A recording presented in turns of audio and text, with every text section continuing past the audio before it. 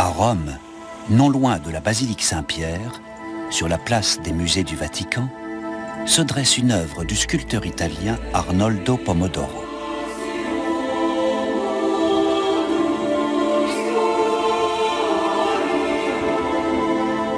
Cette sphère éclatée, au sein de laquelle apparaît une autre sphère plus petite, offre de notre monde une vision qui suscite diverses interprétations.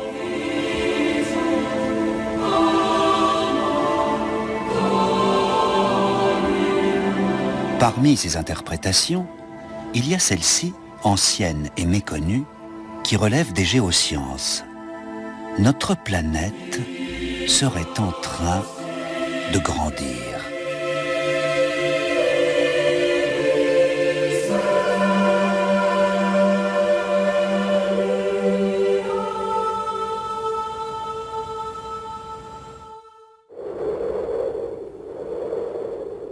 C'était le 11 août 1999. Au début de l'après-midi, le ciel s'est obscurci dans les Alpes orientales. Une éclipse totale, observable en Europe, balaye les Alpes orientales. Au cœur du noyau d'ombre de l'éclipse, on trouve le monastère de Kremmünster, en Autriche. Dans la tour de son ancien observatoire est suspendu un pendule de 53 mètres de long. C'est avec un tel pendule qu'en 1850, le physicien Léon Foucault avait mis en évidence la rotation de la Terre. Or, au matin du 11 août 1999, on coupe la corde du pendule.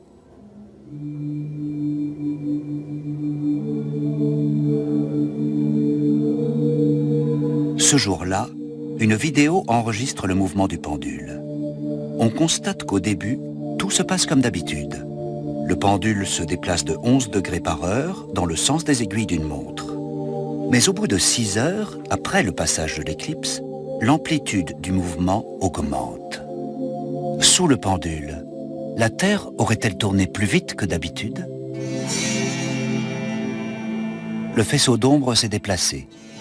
Il a gagné la Turquie, où les séismographes enregistrent localement quelques secousses telluriques.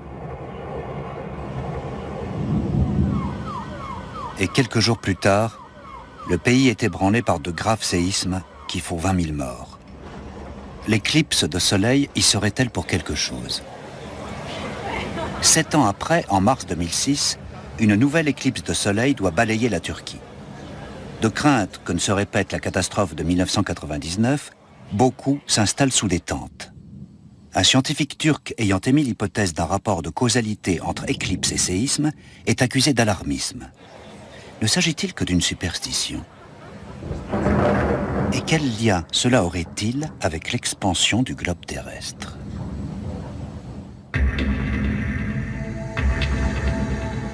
L'histoire de l'expansion du globe terrestre est vieille comme le monde. Durant des millénaires, les hommes ont mesuré le temps en se référant à la rotation de la Terre, avec des cadrans solaires par exemple. L'intervalle de temps qui s'écoule entre deux passages du Soleil en son zénith s'appelle jour solaire. La rotation de la Terre étant irrégulière, on mesure aujourd'hui le temps avec des horloges atomiques. Elles sont capables de prendre en compte les fluctuations de la rotation terrestre dans le calcul du temps universel. En France, cette mesure incombe au Laboratoire national de métrologie de l'Observatoire de Paris. La seconde est l'unité de mesure de notre système temporel actuel depuis 1900 environ. Elle se calcule en fonction de la durée de la rotation terrestre, qui elle-même varie dans le temps. D'une part, à cause des marées, qui entraînent un ralentissement de la rotation, d'autre part, à cause des modifications dans la répartition des masses sur et dans la Terre.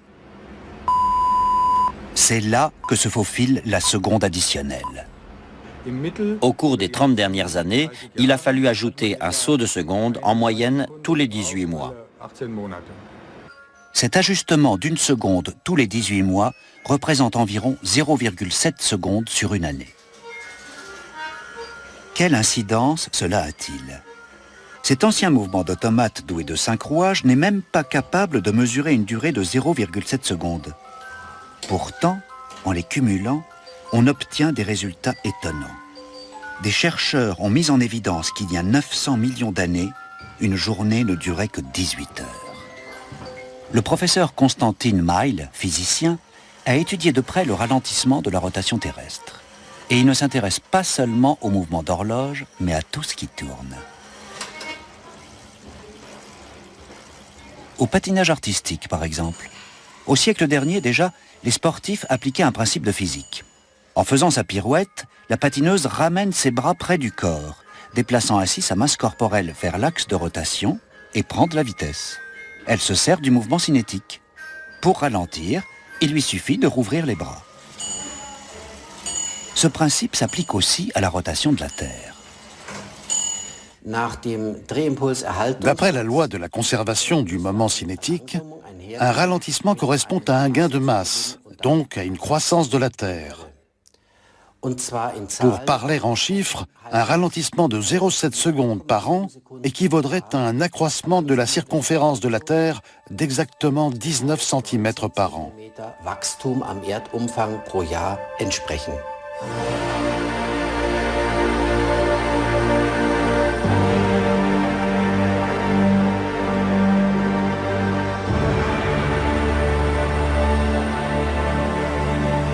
Ça fait maintenant 50 ans que l'humanité peut contempler sa planète natale depuis l'espace. 50 années, ce n'est pas grand-chose à l'échelle de l'histoire terrestre, qui en compte 4 milliards. Mais la navigation spatiale permet de procéder à toutes sortes de mesures de notre planète. De nombreuses données ont permis à la NASA, l'agence spatiale américaine, d'établir une carte géophysique du monde. Il s'agit d'une mise à plat de la Terre. Dans l'océan Pacifique, l'écorce terrestre s'ouvre d'une quinzaine de centimètres par an. Dans l'Atlantique, de 3 à 4 centimètres.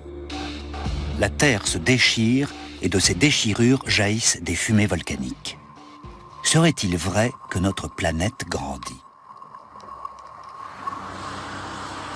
Le géophysicien Paul Lohmann est à l'origine de la carte de la NASA.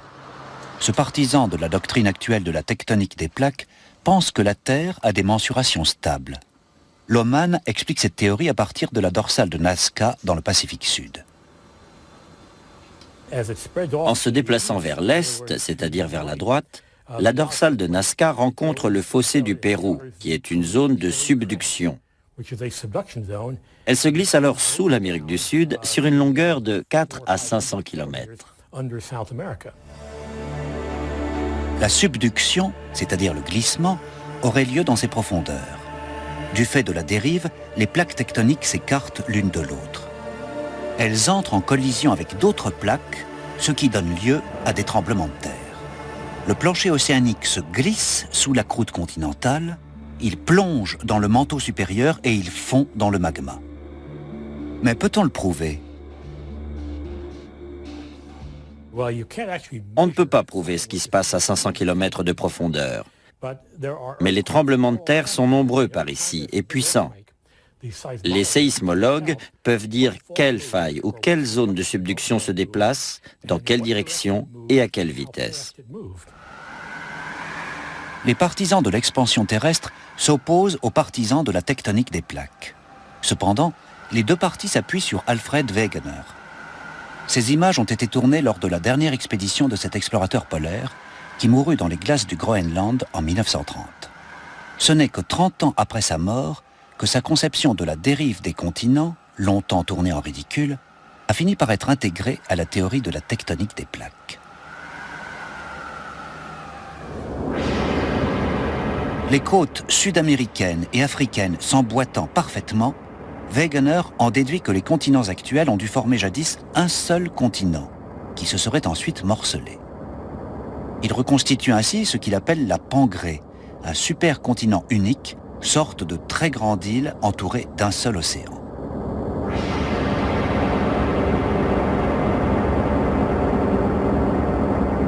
Un certain Otto Christoph Hilgenberg a enrichi cette théorie. Alfred Wegener vivait encore. La fille de Hilgenberg nous reçoit dans sa maison berlinoise et nous montre les paléoglobes de son père. Ils datent de 1933. Tous les continents y sont réunis sur une terre bien plus petite, une terre comme on n'en a jamais vu. Ces globes illustrent l'expansion de la Terre. La thèse publiée par Hilgenberg s'intitule justement « Le globe terrestre en expansion ». Nous sommes dans la cour intérieure de l'Université technique de Berlin. Les globes de Hilgenberg ont été exposés ici 2 années durant, à l'initiative de l'ingénieur des mines Karl-Heinz Jakob. Mais des difficultés vont surgir et les globes seront retirés. Nous n'avons pas été autorisés à interviewer le professeur Jakob dans l'enceinte de l'université. Dans les milieux scientifiques,